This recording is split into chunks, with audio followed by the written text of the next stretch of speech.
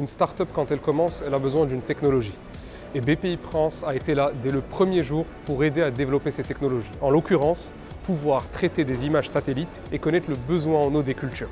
C'était tout d'abord un Innovup expérimentation, puis un pré-R&D, et enfin, c'était aussi une aide à l'export. Donc premièrement, c'est comment amener une technologie à un niveau de maturation qui lui permette d'aller en face de l'agriculteur et de lui apporter de la valeur au quotidien.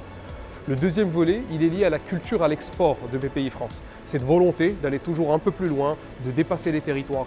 Au niveau d'une start-up, ça veut dire la mise à l'échelle, scalability, c'est-à-dire se challenger au quotidien sur la capacité de sa technologie à dépasser les frontières et à massifier son usage. Et là, au niveau de BPI France, on a trouvé une culture, celle de pouvoir aller plus loin, dans plus de pays, dans plus de territoires et d'apporter toujours la même valeur.